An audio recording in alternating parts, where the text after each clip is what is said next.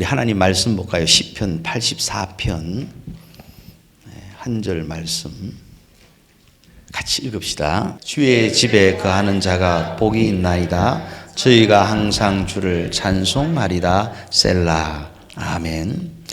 이 시는 이렇게 고라자손의 시다 이렇게 돼 있어요. 근데 고라자손의 시인데 그 내용을 보면은 이렇게 어떤가? 이게 다윗의 시와 방불하다. 학자들은 그렇게 말합니다. 이유가 뭐냐니까 다윗이 쓴 시들과 거의 일맥상통할 정도로 다윗이라는 사람의 특징이 뭐냐? 하나님의 전을 사랑하고 예배를 사랑했던 사람, 말씀을 사랑하고 또 기도에 열심히 쓰던 사람, 모든 신앙인의 최고의 나이스키안이 성경에 들여다보면은 이 킹 데이빗이다 그렇게 말할 수 있는 거죠.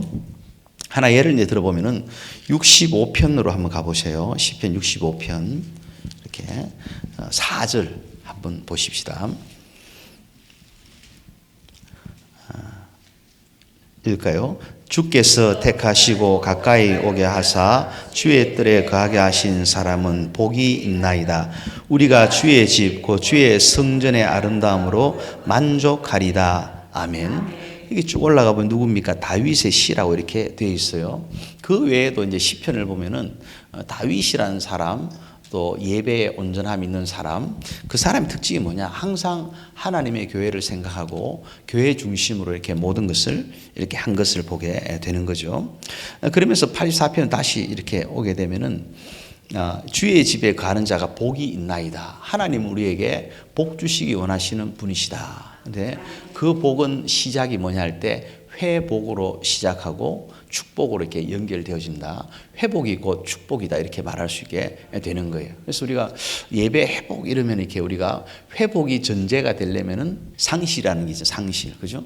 상실이 나타나는데 그 상실에서 회복만 해서 되는 게 아니라 이 회복 자체가 바로 축복이라는 것을 우리가 기억을 해야 돼요. 그럴 때 우리가 이 회복을 위해서 하나님이 우리에게 허락하신 그 도구인 예배를 갖다 관통해 가지고 참된 예배자가 되고 참된 회복자로 이 땅에 오신 예수님을 온전히 모심으로 말미암아 마침내 하나님의 모든 것이 회복된 축복된 삶의 자리에 머물게 된다라는 것이죠. 그럴 때 이제 이렇게 주의 집에 거하는 자가 복이 있다. 우리 흔히 복이라고 말하면 이렇게 젊은 친구들은 이렇게 막 기복신앙이냐 이렇게 말하지만 우리 신앙이 기복신앙과 다른 것은 뭐냐 하니까 기복신앙의 것은 내가 원하는 복을 내가 정해놔요. 또 이것을 주지 않으면 줄 때까지 그냥 내가 어떤 대상을 갖다가 정해놓고 빌고 비는데 이 대상이 내가 원하는 걸 채워주지 못하면은 이 대상을 갈아치울 수도 있는, 그러니까 내가 중심이 돼가지고 이 우상 덩어리 앞에 비는 게 뭐냐? 기복신앙이죠. 그러나 하나님에 대한 복이라는 것은 어떤 개념이에요? 하나님이 우리의 것을 들어주실 때도 있지만은 더는 철저하게 그 복이 우리에게 임하기 위해서는 내가 하나님께 맞춰야 되는 거예요. 하나님이 나에게 맞춰주는 대상이 아니고, 그래서 사람들이 복을 받으려면 복을 받고자 원해서 조상묘도 막 파헤쳐버리고 별일을 다 하잖아요. 그렇게 해서라도 수단을 동원해서 마지막에 복이라는 걸 쟁취하면 되는데 그게 아니고 우리가 하나님 앞에 비는 복은 뭐냐? 하나님께 우리를 맞춰가지고 하나님이 기준이 되셔가지고 우리에게 좋은 것으로 다가오는데 그 좋은 것이라 하더라도 내 기준에서 보기에 좋은 게 아니에요. 하나님이 나보기에 좋은 것, 이게 복이에요. 그래서 우리가 막 하나님도 잘 못 섬기고 주일도 지키지 못하고 그렇게 막 자기 멋대로 인생을 사는데도 계속 뭐가 잘 되도록 자꾸 좋은 것을 주면은 그건 이제 아버지가 아닌 거죠. 이웃집 아저씨거나 아니면 장사꾼이 옆에 붙어가지고 장사하려고 하는 것과 다를 바가 없는 거죠. 진짜 이 사람에게 복이 되려면은 하나님의 뜻과 반대로 가게 되면은 어떤 면에서는요, 좀 망하거나 어려움이 닥치거나 그 자체가 그 사람에게 복이 되는 거다. 믿으시기를 축원합니다. 그래서 우리가 이제 로마서 8장 28절을 가리켜서 롬8 28 이렇게 부르더라고요. 하나님을 사랑하는 자, 그 뜻대로 부르심을 입은 자들에게는 모든 것이 합력하여 선을 이루느니라. 아멘. 합력한다는 게 뭐냐 하니까 믹스한다는 믹스. 그래서 모든 것이라 했잖아. everything. 좋은 일, 슬픈 일, 괴로운 일, 또 뭐 가슴 칠만한 일 이런 게 믹스가 돼가지고 어떻다고요? 모든 것을 합력하여 뭘 이룬다고요? 선한 것. 그러니까 좋은 것을 이룬다는 것. 이 좋은 것이 때로는 내 기준에서 좋은 게 아니고 하나님의 기준에서 좋은 것. 나에게 회초리가 필요하면 그것도 우리에게 좋은 거예요. 그죠? 내가 때로는 어려움을 당해가지고 기도 안 하던 내가 기도할 수 있다면 내게 당하는 어려움도 나의 인생에는 좋은 것이 되는 거죠. 거기에 대한 믿음이 확실할 때 우리가 하나님 앞에 마음껏 복 달라고 기도할 수 있게 되는 줄로 믿습니다. 그래서 신앙이 이렇게 어릴 때는 무조건 내가 좋아야 돼요. 내 기준이어야 돼요. 이게 뭐냐? 어린아이의 신앙이죠. 어린애들은 이렇게 자기가 싫으면 다 그냥 싫은 거고, 자기가 좋으면 다 좋아야 되고, 자기가 웃으면 가족들이 다 웃어야 되고, 내가 그냥 울면은, 그런데 가족들이 웃고 있으면 더 신경질 나서 더 우는 게 어린 애들이잖아요. 모든 게 다 자기 기준이죠. 그러니까 신앙이 성숙했다는 것은 뭐냐 하니까 내 기준이 아니고 다른 사람, 바로 하나님의 기준으로 바뀌어지는 것을 말하는 거예요. 다시 말하면은 내가 싫어도 하나님 좋아하면은 내가 좋아하는 것으로 바뀌는 것. 그래서 하나님이 좋아하는 걸 나도 좋아하고 하나님 싫어하는 건 나도 싫어하는 것. 이게 이제 딱 될 때에 하나님과 내가 하나가 돼가지고 주님과 내가 하나가 돼가지고 그 속에서 마음껏 이렇게 복을 누리는 인생으로 성숙한 자리에 이르게 된다. 믿으시기를 축원합니다. 그래서 우리가 마음껏 여러분 복 달라 하세요. 그러면은 그것이 다 합력해가지고 내게 해로운 것은 저 멀리 가고 필요하다면은 뭐 회초리도 필요하다면 어려움도 필요하다면 고난도 이걸 통해 가지고 나중에 뭐가 되느냐? 나의 가는 길을 오직 그가 아시나니 그가 나를 단련하신 후에는 내가 정음같이 나오리라. 예. 여기서 연단한다, 단련.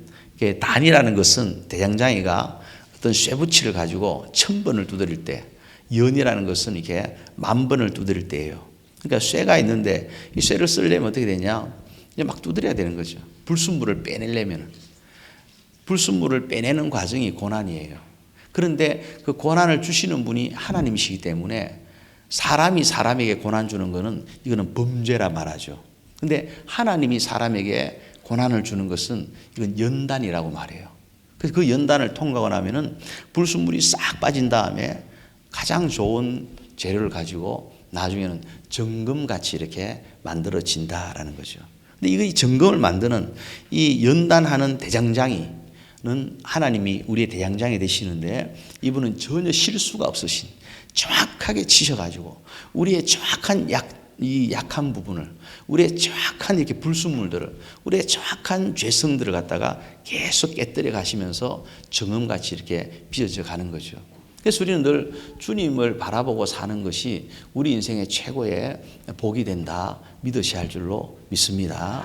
주님을 앙망하고 나아갈 때 이것보다 더 내 인생이 잘 되는 길이 없어요. 네. 하나님의 말씀 그대로 사는 것보다 내 인생의 최고의 복된 길을 걸어가는 게 아무것도 없는 거예요. 하늘이 이렇게 아무리 넓고 높고 넓어도 비행기가 자기 마음대로 가는 게 아니잖아요. 가야 될 곳이 있고 가지 말아야 될 길이 있는 거예요. 그죠? 바다가 아무리 넓어도 이렇게 그 바다가 이렇게 배가 지 마음대로 가다가는 암초에 걸려서 넘어지잖아요. 거기에도 이제 갈 수 있는 길이 있고 갈 수 없는 길이 있는 거죠.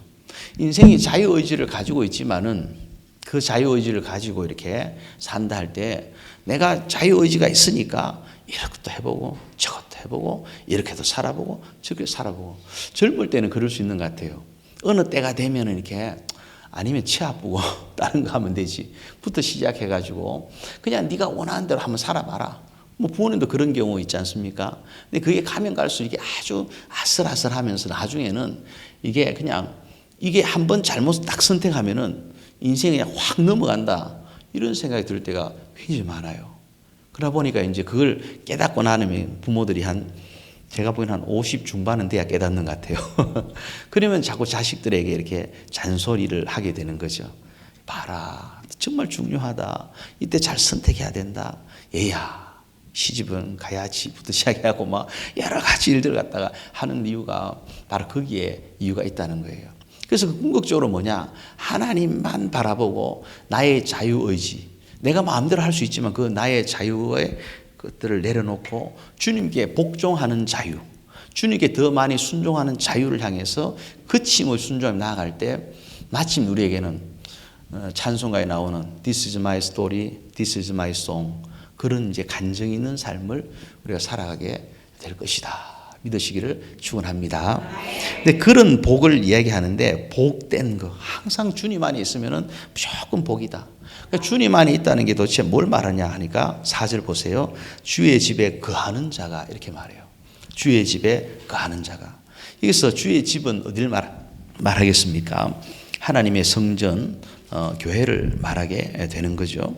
그래서 주의 집에 거하는 자가라고 할 때 거한다고 말할 때 이 거하는 게 뭘까 하면요. 이거는 그냥 이렇게 템포러리로 어디 가서 텐트 쳐놓고 잠깐 놀다가 오는 이런 잠시 머무는 바람처럼 왔다가 바람처럼 사라지는 그게 아니고 이건 dwelling on이라고 dwelling 한다고 그러니까 뿌리를 내리고 사는 것을 말해요. 이 교회 저 앞에 가보면 이렇게 큰 거목나무가 있잖아요. 거목나무처럼 깊이. 그래서 성경에 이와 비슷한 시편을 말하면서 백향목이 이렇게 궁주의 궁중에 심기어진 백향목처럼 할 때 그 심기어졌다는 말은 이 백향목이 뿌리를 깊이 내렸다는 것을 말해요. 그러니까 주의 집에 거한다 말할 때 나 교회 좀 다녔는데 왜 일이 안 되지? 나 교회 가져왔잖아. 왜 안 되지? 이게 아니라 주님의 교회에 깊이 뿌리를 내리는 웬만한 바람이 불어도 뭐 토네이도가 와도 끄떡이 없는 그런 정도의 거하는 자가 될 때에 하나님께서 어떻게 한다고요? 복이 있나이다. 그렇게 말해요. 그리고 그건 어떠합니까? 항상 주를 찬송하리다. 이렇게 말하는 거죠. 하나님은 우리에게 이제 우리를 살리시기 위하여 회복자를 보내셨죠. 예수 그리스도 바로 회복자. 그래서 예수님이 계신 곳에는 이렇게 모든 것이 다 회복이 돼요. 이렇게 죽은 자가 살아나고 눈먼 자가 눈을 뜨고 약한 자가 강건케 되어지고 연약한 자 병든 자가 나음을 입는 그런 역사가 있게 되는 거죠. 근데 그런 구체적인 변화뿐만이 아니라 우리 영혼의 변화가 또 나타나죠. 그래서 우리가 흔히 이렇게 주 안에 있다라고 말하는 게 얼마나 중요한 in Christ. 그죠? 빌립보 교회에 보낸 편지를 보면은 바울이 계속해서 주 안에 기뻐하라, 주 안에 기뻐하라, 주 안에. 근데 그는 사실은 주 안에 있는 게 아니고 감옥 안에 있잖아요. 로마 감옥 안에. 그가 마지막 고울이 뭐냐? 로마에서 죽는 거예요. 로마가 마지막 목적이죠. 로마에 와서 이제는 죽음에 직면해 있는데 그런 상황 속에서 그는 뭐라고 말하느냐? 바로 나는 감옥 안에 있지 아니하고 주님 안에 있다. 그러면서 빌립보 교인들 향해서도 주님 안에서 기뻐하고 즐거워해라. 그 어디에 내가 있느냐 이것에 따라서 열매가 달라지는 것을 봐요. 그래서 바울이 로마 감옥에서 이렇게 있으면서도 감옥 안에 있으면서도 성경을 쓰잖아요. 옥중서신이라고. 네. 옥중서신 나 묻지도 않았는데 이렇게 외우면 돼요. 빌빌하고 골골하면서 썼다. 빌빌하고 골골하다 썼다 이러면 돼요. 그러면 뭐냐? 에베소서, 빌립보서, 골로새서, 빌레몬서, 햇빌골빌. 그러면 옥중서신이 이렇게 돼요. 햇빌골빌, 빌빌골골하며 썼다. 그래서 이제 4권을 썼어요. 거기다가 이제 거기가 감옥 안에 있으면서도 황실에다가 복음을 전하잖아요. 그 복음이 나중에 313년에 콘스탄틴 대제가 국교로 기독교를 선포할 때에 그때 그 흔적 씨앗들이 이렇게 연결돼 가지고 열매를 맺게 되는 거예요. 그걸 보면은 우리가 주님 안에 붙들려 있다는 것은 얼마나 대단하냐. 설령 그가 이렇게 감옥이라는 환경에 처할지라도 내 영혼이 주님 안에 붙들려 있다. 주님 안에 있다. 이런 이 레커그나이징하는 그냥 이 인식하고 감각하는 이 속에서 그는 이제 전혀 새로운 일체의 비결을 가진 가난하나 부하나 배부르나 배고픔이나 일체의 비결을 배운 사람으로 그 인생을 살게 되는 거예요. 그러면서 우리가 하나님의 전에 와 있는 그렇게 이제 감옥에 있더라도 그 기억이라는 것 우리식으로 표현하면은 우리의 감각이 영적인 감각이 뭘 하고 있어야 되냐? 항상 그 은혜에 대한 기억을 가지고 있어야 돼요. 은혜에 대한 추억을 가지고 있어야 되는 거죠. 그럴 때 어디에 있더라도 우리가 그 감각이 살아나 가지고 감옥에 있어도 예수 안에 있는 것처럼 찬송하고, 그가 빌립보 감옥에 갇혔을 때는 바울과 신라처럼 뭘 합니까? 찬송하고 기도하고. 그래서 마침내 이렇게 옥문이 열리는 기적을 맛보는 것 아니겠습니까? 그런데 그러한 것들에 대한 기억을 쭉 보면 오늘날 신앙인의 그 자료들을 찾아보고, 어떤 분이 이제 우리 한국의 교회가 세워진 이후에 신앙의 위인전을 썼더라고요. 근데 그분이 썼는 내용을 봐도 항상 그게 빠짐없이 들어가는 게 뭐냐 하면은 교회에 대한 얘기가 들어가요. 그러니까 은혜에 대한 기억이 있으면은 일체의 비결을 가지게 되는데, 은혜에 대한 기억이 뭐냐 하니까 결국에는 교회에 대한 기억이더라고요. 좀 들어가면 교회 안에서 주님 만난 기억들, 그런 것이 그 사람의 인생을 완전히 좌우하는 것을 보게 돼요. 저도 제가 이제 목사된 얘기를 전에 한번 한 적이 있는데, 마룻바닥 냄새 때문에 목사했다 그랬어요. 이렇게 아버님이 과순을 하다가 허리를 다쳐가지고 제가 태어나기 전에 시골에 있다가 도시로 이전을 했어요. 그러면서 이제 애가 5남매나 되니까 이렇게 힘드니까 할머니 집으로 이렇게 애들 내려보낸 거예요. 그래서 거기서 이제 6살, 7살까지 살다가 다시 이제 국민학교 들어갈 때 되면은 도시 교육을 받기 위해서 이렇게 올라오는 거예요. 그러면 이제 어릴 때 시골에 있다 보면 이렇게 할머니 집에 가야 되는데, 열심히 사촌, 육촌들하고 놀다가 가야 되는데, 갈 때쯤 되면 이렇게 서산에 해가 지면은 그게 그렇게 서글프더라고요. 그때 나이가 몇 살이냐? 4살, 5살, 그런 서글픈 마음이 느껴지더라고요. 제가 생각해 보니까 천재적 감수성을 가진 게 아닌가 싶은. 그런데 이제 그때 교회를 간 거예요. 걸어서. 한참 멀었어요. 한참 멀었는데 이렇게 이웃집에서 이제 소주 끓이는 냄새, 밥 짓는 냄새 다 불 때가 밥하니까, 그때 한 50년 전이니까요. 50년 전에 그랬을 거예요, 아마. 그래서 이제 그 교회 가면 이제 그 마룻바닥에 누워서 자기도 하고, 전도사님이 이제 먹을 걸 주기도 하고 막 그랬어요. 그때 그 마룻바닥 냄새가 이렇게 너무 좋은데, 작년에 저희 교회 와보셨지만 그 나무로 된 한 50년 된 교회니까 나무 냄새가 나는 거예요. 그때 그 나무 냄새가. 그래서 어떨 때 한번 다 그냥 허물고 새로 좀 깔끔하게 좀 지으면 좋겠다. 작년처럼 또 에어컨 돌아가지도 않고 이러면 얼마나 힘들었습니까? 근데 그 냄새에 대한 기억이 이렇게 제 삶의 아주 중심을 갖다 가지게 하더라고요. 그래서 우리가 늘 가만히 돌아보면은 우리 인생을 굳게 붙들어 주는 게 뭐냐? 주의 궁정에 백향목처럼 심겨졌다 말할 때에 바로 주님의 교회 안에 심겨진 것, 이것을 갖다가 말한다는 거죠. 그 특별히 교회가 세워지던 시기가 아니라 오늘날과 같이 지금 이 시대 가운데는 더더욱이나 하나님의 교회에 붙들려 가지고 교회 중심이라는 것을 제대로 외치면서 살아가는 것, 이게 너무나 귀한 복의 길이다 말하게 되는 거예요. 제가 지난 우리 3월에 한국의 어떤 저희 선배 목사님이 오셨는데, 이분 어머니는 이제 어떤 분인가 하니까 30대에 이제 이렇게 자녀 셋을 낳았는데, 집이 또 이렇게 예수 믿는 집이에요. 집인데 이제 어머니가 남자가 이제 예수를 잘 믿겠다, 그런 이제 약속을 하고 결혼을 했는데, 이게 막 결혼하고 나니까 막 폭력과 알코올과 그러면서 이제 이게 안 되는 거예요. 그래서 그 어머니가 이제 그 목사님도 60이니까 그 어머니 더 많죠. 80, 90이 다 되신 분인데, 이분이 30대에 남편에게 딱 얘기를 한 거예요. 약속이 틀리다. 나는 예수를 믿겠다. 애들은 내가 책임지겠다. 우리는 헤어지자. 이렇게 하면서 물론 우리가 이제 믿지 않는 사람이 헤어지자 말을 하지 않는데 헤어지는 건 잘못이잖아요. 근데 믿지 않는 사람이 그렇게 폭력과 알코올 이런 걸 하니까 도저히 신앙생활이 안 되니까 결단을 한 거예요. 그럼 그분이 이제 아이 셋을 키워가지고 위에 둘은 이제 이렇게 목사가 되고, 또 한 분은 저 창원에 가면 한빛교회라고 우리 교단이 아주 큰 교회인데, 거기에 공은수 권사님이라고 아주 최고 일꾼, 1등 일꾼이 됐어요. 근데 그런 배경을 보니까 어떤 일이 있냐, 그 어머니라는 분과 할머니가 되시는 분이, 그 할머니가 어떻게 신앙생활 했는가를 들어봤어요.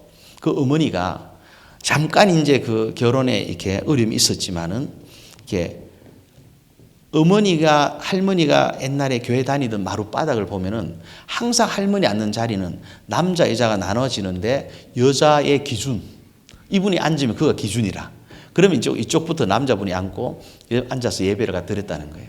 근데 이 할머니는 그 자리에 앉으면서 그렇게 새벽마다 곡소리를 냈대요. 울면서.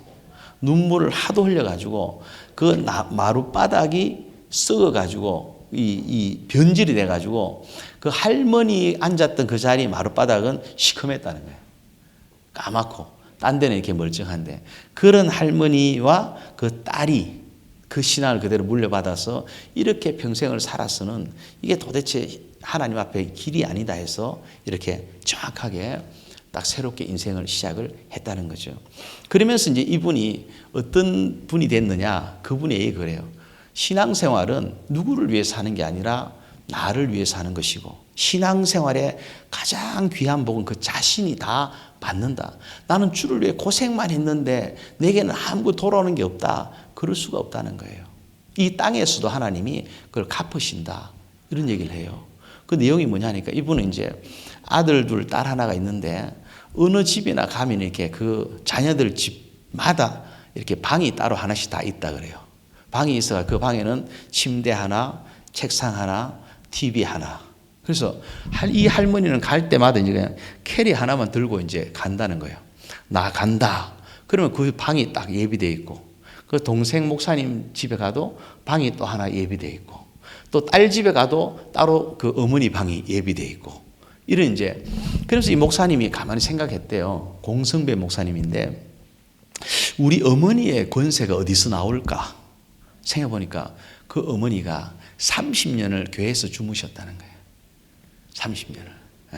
30년을 주무시면서 그 어머니의 어머니가 흘렸던 그 눈물만큼 눈물을 바닥에 쏟으면서 그렇게 살아왔더니 하나님이 그와 같이 그분의 영권을 주셔가지고 오늘날 자식들이 막 이렇게 막 그냥 부모를 업수 여기고 그냥 계명 5계명 정도는 그냥 막 지나가는 휴지 조각처럼 생각하는 그런 시대에 그 권세를 하나님이 주셨는데, 이 말은 그때나 예나 지금이나 하나님을 사랑하고 교회를 사랑하고 눈물 뿌려 기도하고 말씀으로 살았던 사람들은 하나님이 그들과 그 자손들까지 책임져 주신다 믿으시기를 축원합니다.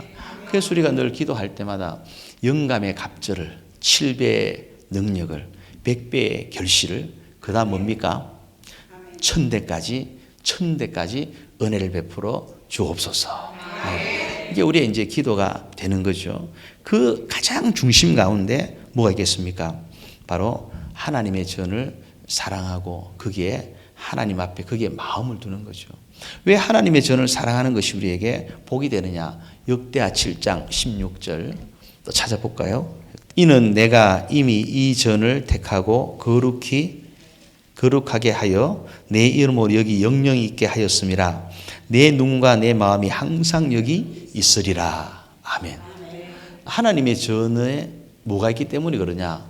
왜 하나님의 전을 사랑하고 하나님 전에 엎어지고 거기서 눈물 뿌려 기도하면 하나님이 복이 되게 하시느냐? 이유는 하나님의 눈과 마음이 항상 여기 있으리라. 하나님의 눈과 마음이 있다는 것은 하나님의 모든 것이 거기에 있다는 거예요. 하나님의 관심, 하나님의 사랑, 하나님 사랑하는 아들의 핏값, 이런 게 다 하나님의 교회에 주의 보혈이 이렇게 흘러넘친다는 것을 말씀하는 거죠. 그러니까 하나님 모든 것이 있는 그곳을 내가 사랑한다. 주의 몸된 교회를 내가 사랑한다 하면은 당연히 하나님이 그 사랑하는 자를 이뻐하는 거죠. 그 사랑하는 자를 축복하는 거죠. 그 사랑하는 자를 복되게 하는 것 아니겠습니까? 이게 바로 이제 이게 우리 나이스크의 가장 최고의 마지막 이게 하나님 사랑, 교회 사랑, 예배 사랑, 이 세 가지가 그 속에 들어가는 것 아니겠습니까? 그런데 오늘날 이렇게 보면은 너무 이렇게 세상적으로 이걸 어게인스트 하는 나이스키니즘하고 이걸 어게인스트 하는 현상들이 너무 많아요. 나이스크를 어게인스트 하는 게 아니라 나이스크가 비블리컬한 것이기 때문에 이 성경적인 요체를 반론하는 시대 흐름이 이어지고 있어요. 그걸 보면 첫 번째는 어떤 게 있는가 하니까 편리주의. 편리주의는 뭘까요? 편하게 신앙생활 하고 싶은 거. 그 신앙은 편하게 하는 게 아니에요. 좀 바쁘게, 분주하게 힘들게 하는 거예요. 바쁠 때, 힘쓸 때, 용을 쓸 때 뭐가 나오잖아요. 이 신앙도 바빠야 돼요. 부지런해야 돼요. 이 편안한 것은 이렇게 뭐라고 말할까요? 이렇게 게으른 것이다. 게으른 게 뭐냐? 그러니까 이제 악한 것이죠. 게으른 거는. 악하고 게으른 종아 이렇게 하잖아요. 악하고 게으른 종아. 그러니까 게으른 건 악한 거예요. 근데 그 게으름의 편안함을 추구하는데 우리 신앙이라는 것은 편안한 게 아니라 평안함이죠. 피스풀한 거. 피스풀한 거. 우리는 그냥 이렇게 편리한 것만 찾는 게 결코 아니다라는 거죠. 두 번째는 이렇게 물질주의라는 거죠. 돈. 그러니까 우리가 물질이 하나님과 겸하여 섬길 수 없다 하는데 우리는 섬길 수 있다라고 자꾸 주장하면서 이 돈을 갖다 하나님급으로 돈급 취급을 하는. 예, 돈 때문에 사실은 지나보면요. 자기 영혼을 깔아먹고 돈 때문에 이렇게 자기의 삶의 건강도 깔아먹고 이게 되는 게 별로 없는 거예요. 그 다음 세 번째는 어떤 것이냐? 개인주의. 개인주의는 어떻습니까? 자기 혼자 아이솔레이트 되어지는 거. 다시 말하면은 우리가 무리에서 떨어지면 어떻습니까? 사자의 밥이 되는, 우는 사자의 밥이 되죠. 근데 가만히 동물의 왕국 같은 걸 보면은 이 짐승들이 이렇게 서로 잡아 먹을 때 보면 본능적으로 목을 묶어버려요. 목을. 그래서 사자들이 공격할 때 보면 얼룩말들 목을 물어 뜯어버려요. 거기다 이제 어떤 요즘에 워낙 막 이렇게 막 저런 잔인한 걸 보여주나 싶은데 살아있는 채 본부등을 몸부림을 치는 얼룩말을 막 사자 가족들이 뜯어먹고 있는 거야. 와, 얼마나 고통스러워. 차라리 죽여놓고 먹으면 또 몰라, 그죠? 우리도 죽여놓고 먹잖아요, 스테이크. 근데 이게 살아있는 걸 뜯어먹어요. 너무 이렇게 그냥 이렇게 막 그냥 그렇게 먹는데 그걸 볼 때마다 저는 느껴지는 게 우리 지금 살아있지만 저래 뜯어먹힐 수 있겠구나. 사자가 덤비들면 얼마나 고통스러울까 이 생각을 해보게 되는 거예요. 근데 왜 그럴까? 무리에서 떨어지니까. 또 다른 영상에 보면 이렇게 물소 떼들이 이렇게 한 명이 잡혔어요. 또 뒤에 뒤쳐져 가다가. 근데 나머지 물소들이 이렇게 같이 집단으로 공격하니까 The Power of Unity 이래갖고 뭐 그냥 단체가 덤비더니까 사자가 도망을 가더라고요. 그걸 보면서 또 깨닫는 게 보니까 미물이라 해도 깨닫는 게 있는 거죠.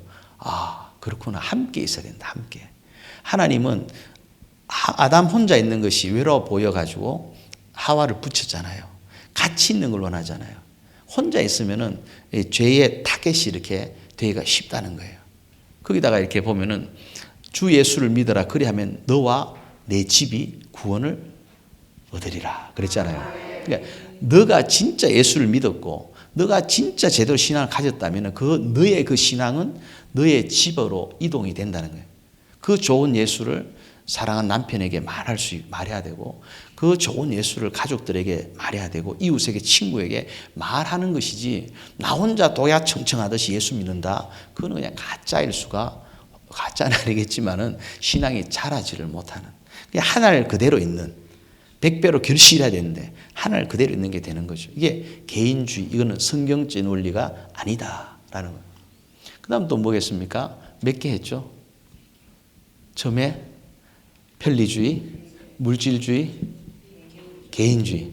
그 다음에 우리가 다원주의라는 게 있어요. 다원주의. 이게 뭐냐니까 산을 올라갈 때 한 길만 올라가냐? 뒤로도 가고 옆으로 가도 다 한다. 근데 분명히 우리가 알 것은 산 올라갈 때는 여러 가지 길이 있어도 예수 믿는 길은 하나밖에 없다. 천국 외길. 한번 해볼까요? 천국 외길. 천국 가는 예수 그리스도 외에는 길이 없는데 자꾸 있다라고 말해요. 이게 이제 다원주의, 혼합주의죠. 막 쓱걸려 하는 거. 이거는 진리가 아니다라는 거. 마지막 다섯 번째는 이렇게 5개 물을 거예요. 소비자 중심주의예요. 뭐냐니까 시대가 이제 우리 소비자, 그러니까 교회가 소비자에게 맞추어라. 이번에 침례교 총회가 저기 인디애나에서 있다 그래요. 있었는데 거기 이제 갔다 오신 분이 저한테 얘기하기에 목사님 은혜 받았냐 하니까 은혜가 아무것도 안 되더라 이래요. 신문에 은혜 많이 받았다고 나와 있는데 근데 왜 그러냐 물어보니까 다 하는 얘기가 이건 이래서 안 되고 저건 저래서 안 되고 통계에다가 PPT를 띄워가지고 온갖 자료를 다 하는데 결론은 뭐냐? 안 좋다는 거. 분석만 시큰 해놨다는 거예요. 그 얘기 듣고 나니까 그럼 목회는 뭐고 목사는 뭐고, 뭐냐, 교회는 뭐냐, 여기 혼돈이 오더라는 거예요. 그래서 그가 하는 말이 뭐냐, 근데 다시 교회로 와서 말씀을 보고 설교 준비를 하면서 마음의 안정을 찾았다는 거예요. 야, 너 진짜 목사 맞다, 이런 얘기를 했어요. 오늘날 보면은 왜 자꾸 현상을 분석하는가 하니까 자꾸 소비자 중심주의로 원하는 게 뭔지 그게 맞춰가지고 눈높이로 하려다 보니까 기준이 없어지는, 기준을 갖고 분리가 이 판단이 돼야 되는데 기준이 없어지는 거예요. 그러면 소비자 중심주의라 말하면서 오늘 이렇게도 말합니다. 성도 없이 교회에 있는 거 봤습니까? 성도 없는 교회에 있습니까? 이렇게 말하는, 교회 주인은 하나님이시고, 그죠? 주님이 모든 주권을 가지고 계신데 내가 주인인 것처럼 그렇게 성도 없는 교회 봤습니까? 이러면서 소비자 중심주의로 자꾸 설교나 뭐든 맞춰가도록 하는 게 있는 것 같아요. 굉장한 유혹이죠. 근데 이 5가지가 사실은 하나님 중심, 교회 중심, 예배 중심으로 가는 이 나이스크의 방향과 매치되게 세상은 자꾸 흘러간다는 거예요. 종말 시대를 말하면서 이렇게 뭐라 말합니까? 자기를 사랑하고 돈을 사랑하고 부모를 거역하고, 부모를 거역한다는 건 질서가 없다는 거예요. 권위가 무너졌다는 거죠. 자꾸 그런 쪽으로 가는 현상들, 그게 맞춰 가라고 말하는 거죠.